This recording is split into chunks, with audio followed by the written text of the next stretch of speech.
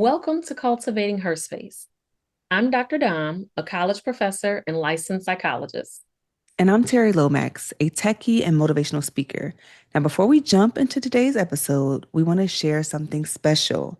For the first time in 8 years of podcasting, we're taking a much needed summer break. But stay tuned to see what that means for you. That's right, lady. After nearly a decade of showing up week after week, we're giving ourselves a little time to rest, recharge, and refill our cups. But don't worry, we're not leaving you hanging.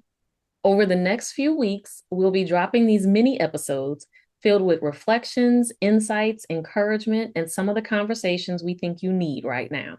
When we return, you can expect even more of what you love: authentic conversations, powerful storytelling, practical tools for healing and growth, and fresh perspectives on everything from mental health and relationships to self discovery and personal development. Thank you for being part of this community and for growing alongside us over the years. Now, let's get into the mini episode. Okay, lady. So, just to set the stage, preface a little bit, today's conversation might feel a little uncomfortable for some of us, but we want you to know discomfort isn't always a bad thing. Sometimes discomfort is the doorway to growth. So, today we are talking about accountability, right? To be clear, accountability is not about somebody pointing the finger at you. The accountability that we're talking about is when you take that hard but maybe courageous look in the mirror. Because here's the truth: healing isn't about recognizing who hurt us. That's part of it, but that's not the only thing. It's also about recognizing how we as individuals show up in our lives and relationships. Like, what role do we play in the things that are happening around us, for us, and to us? Oh, this is good. This is one of them grown ass woman conversations, okay? Because it Yes, takes it a real is. ass woman to be accountable for her behavior and actions, okay? All right, so we're gonna ask a couple questions. So, lady, when I ask these questions, don't answer them too quickly, okay? Just sit with it and notice what comes up for you, okay? All right, here's question number one. When was the last time you gave an apology without explaining your intentions? Damn.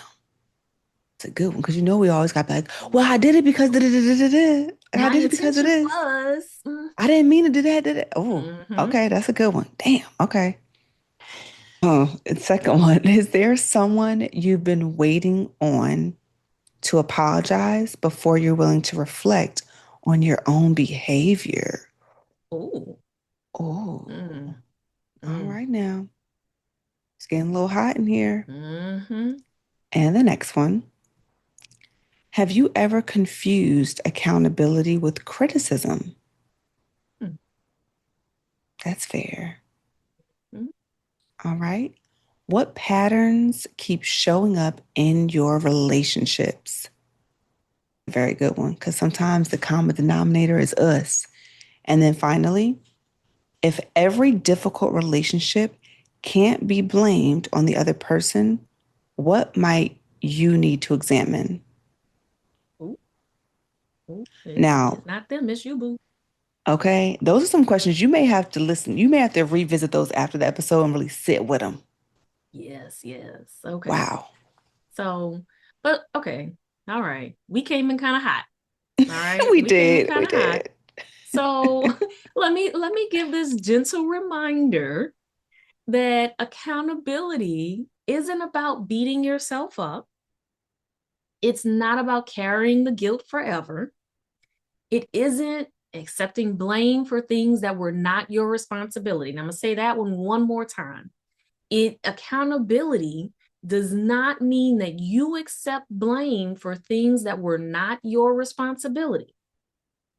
Accountability is being willing to be with your choices, your behaviors, and the impact of those choices and behavior. You've heard it, but I'm going to say it anyway. Impact and intention aren't always the same thing. There's that phrase, the road to hell is paved with good intentions. I think Yeah. that's how that phrase goes. But I say that to remind us that we can still have the best of intentions and end up hurting someone. Like those two things can be true at the same time. I had the best of intentions, and the impact was that this person got hurt. That's where a lot of us get stuck, right? That when it comes to taking accountability, we focus on defending our intentions instead of becoming curious about our impact. So we can think about truly taking accountability by asking ourselves, what was that experience like for the other person? Instead of immediately going to, well, that's not what I meant. Here's what my intentions were. Because what happens when we do that is we're shifting from accountability. We're saying it can sometimes feel like we're saying to the other person, what you're feeling needs to be adjusted Mm-hmm. because here was what my intentions were. Imagine being the person whose feelings were hurt. You're asking the other person to take accountability, and they're like and they're defending their intentions. Well, here's what I actually meant. So now you end up feeling as though what you're experiencing is minimized, invalid, isn't important. So as the person who's wanting to take accountability, you have to think about, is that what you want the other person to feel? Do you want them to feel invalidated? Girl, okay. As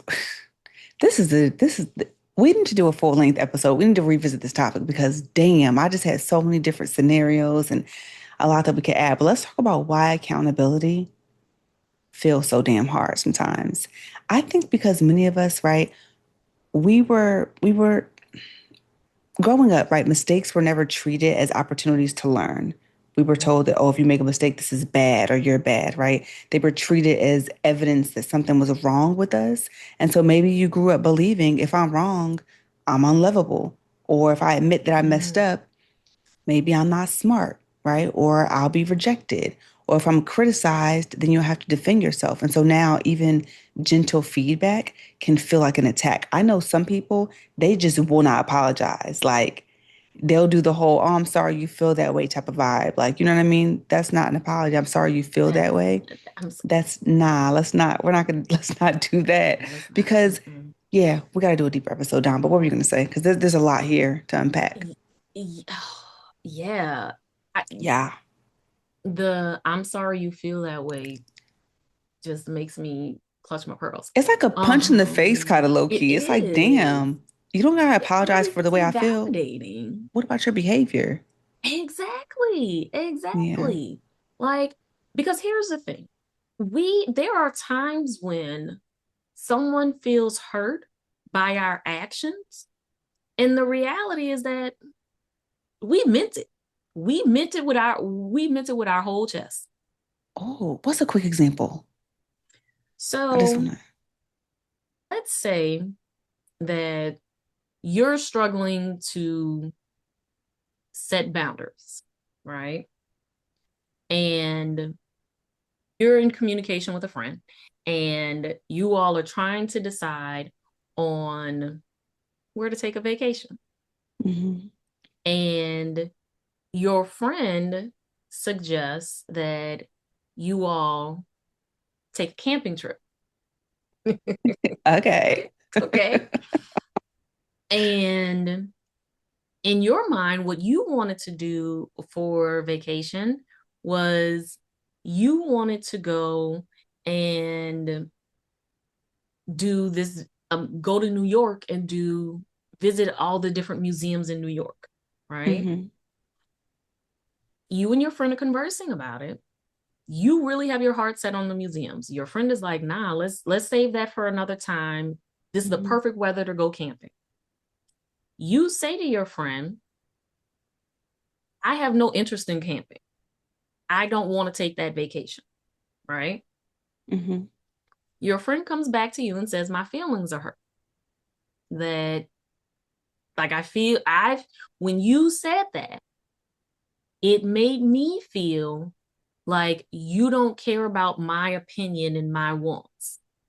Interesting. Okay. Okay. For you, you're not sorry that you said that because you don't want to go camping, Mhm. right? Your friend comes to you and says, your words made me feel like you don't care about what I'm interested in. Mhm. Instead of saying, I'm sorry you feel that way, it's, I'm sorry that my opinion made you feel that way. What is a different way that we can talk about planning a vacation Mhm. that's going to work for the both of us? Because in that example, I'm not changing my opinion, but I am acknowledging that my opinion did have an impact on you, and Mhm. I want us to work through it. Yeah, that makes So I can sense. still hold my opinion that I have no interest in going camping, and I can acknowledge, I can take accountability. I am sorry that how I express my opinion Mhm. caused harm to you. Yeah. And I think that one happens a lot where people, you ever have someone share something, you're like, I don't really agree with what they're saying, but you can't really like disagree with someone's emotions. You know what I mean? So it's Yeah. like if they were impacted by that, it's important to like address it in a tactful way. I think a lot of accountability too, Dom, has to do with like taking off, kind of like taking off your own shoes and putting on the other person's proverbial shoes to Mm-hmm. like, I'm going to put my experience aside because you're the one that's expressing discomfort, Exactly. harm, whatever it might be in this moment. Okay. Yeah, this is good. We're gonna have a deeper episode later because there are so many scenarios that we can go over as well. Because even in this example that we just discussed, Mm-hmm. notice that as I was prefacing it, I said my opinion is what was mattering to me in that moment, right? Mm-hmm. But notice when I went to take accountability and apologize, I did not assert The my opinion. opinion. I kept that Exactly. piece out of the conversation. Mm-hmm. And so I think part of what we want to think about is how do we actually practice accountability, right? Yeah. I recognize that in that example that I gave, that for a lot of us, that is hard to do. The need to defend yourself might be instinctual and innate, but the first thing you want to do is pause before you defend yourself, right? So when someone is giving you feedback and they're saying, or whether it's they're giving you feedback, they're telling you that they're telling you about the impact, whatever it is, take a moment, take a breath, notice your reaction. My first instinct to want to interrupt them, if you take a pause, you're not going to interrupt. You're going to listen.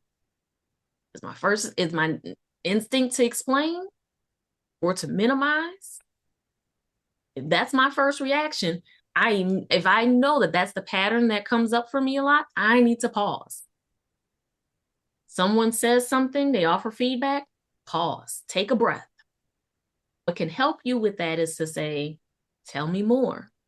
I'm curious about, was there something specific? If they don't give a specific example, was there something specific? So pause before you defend yourself. Then you want to separate intent from impact. This is a very important one because, like you said, you said that quote about hell being paved with what is it? Good intentions. Good intentions. Mm-hmm. Yes, a lot of times what we intended may not be the impact. And so it's important to just separate those two and notice that you aren't trying to argue with the person, right? You're just acknowledging their experience and what they shared. And again, we're not trying to defend what our intent was. It's that we're addressing the impact. Yes, yes. Then you want to replace but with and. Listen to the difference. I'm sorry, but versus I'm sorry and I want to make this right. One of those shifts the focus back to you. The other leaves room for repair. And so we're going to focus on using and. And look for patterns, not isolated incidents, right? So ask yourself, right? What feedback have I heard from multiple people? Because a lot of times, if you listen, there are certain people I know where you look at the patterns of the relationships around them, there's always drama. There's always the same themes. And at some point, those people have to look in the mirror and be like, oh, it just might be me. I might be the one that's causing the vibes, right?